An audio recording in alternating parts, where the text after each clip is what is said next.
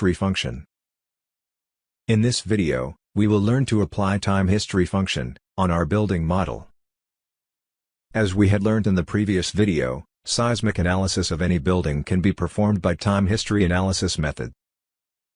In this video we are going to add the time history function on our building model to perform a dynamic analysis. Open the building model that we had saved earlier, after completing the design of building based on response spectrum method. Since we have done analysis on the model, it is locked now. So, unlock our model first. Before adding the time history function, ensure that we have added the seismic load. To check that, go to Define menu, and select Load Patterns option. Here, seismic load is added. In your building model, if it is not added, follow the Defining Seismic Load on Building video, to add the seismic load. Now, select Seismic Load, and click on Modify Lateral Load option. For this problem, we will consider the seismic waves to be acting only in X direction. So select only the X direction option as shown. Set the remaining properties like zone factor, site type, response reduction factor, importance factor, based on your location, as you did in the previous videos.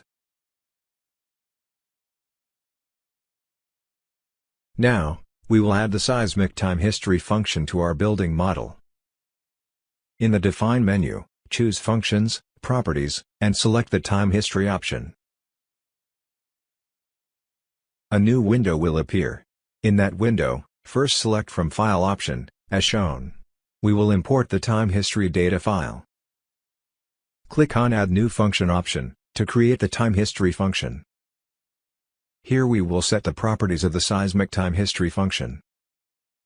We will now import the seismic time history data of the 2001 Bhuj earthquake. You can find the required file in the link given below this video. The time history file consists of ground acceleration data, recorded at regular intervals. In our case, the acceleration data points are mentioned at an interval of 0.05 seconds. Download the file from the link below. Now, go back to the software, and click on the Browse option, to import the time history data file as shown. Select the file you had downloaded, and click on OK.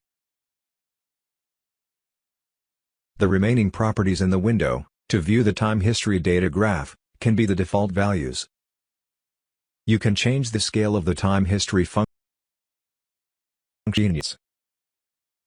Change the format type to fixed format, to get the actual profile of the graph. Leave the number of characters as 10, which is the default value. There will be a few lines in the original file, which are the header lines. We will need to set the number of lines to be skipped, before the software can access the actual data. For this, click on View File option, to display the time history data. We can see that there are 9 header lines, before the data starts. Now, go back to the software, and enter the value 9 in the header lines to skip dialog box. Next, we will set the number of points per line as 1.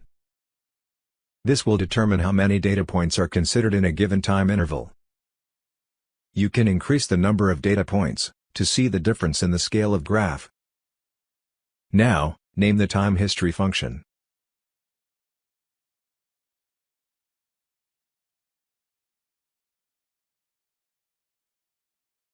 We have now specified all the parameters required to define the time history function. Click on OK to exit the window.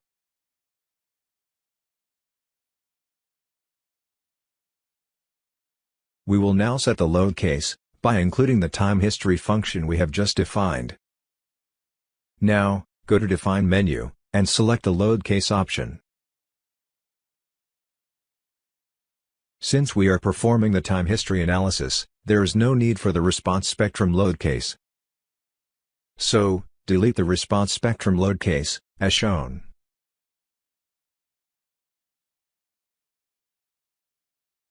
Click on Add New Case option, and here we will set the properties of the new load case. Name the load case's time history function, as shown. Select the load case type as time history. Click on Add in the Loads Applied dialog box. A new load is added.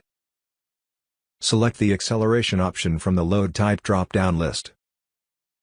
Now, select time history from the function drop-down as shown.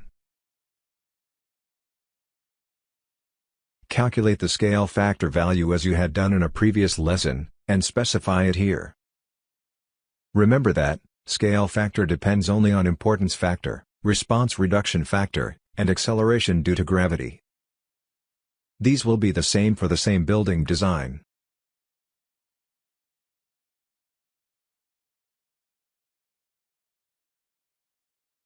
The data file of seismic time history has the ground acceleration values only in the x direction.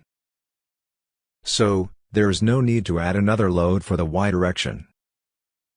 Check whether the modal damping value is a constant of 0.05, which is the default value set by the software.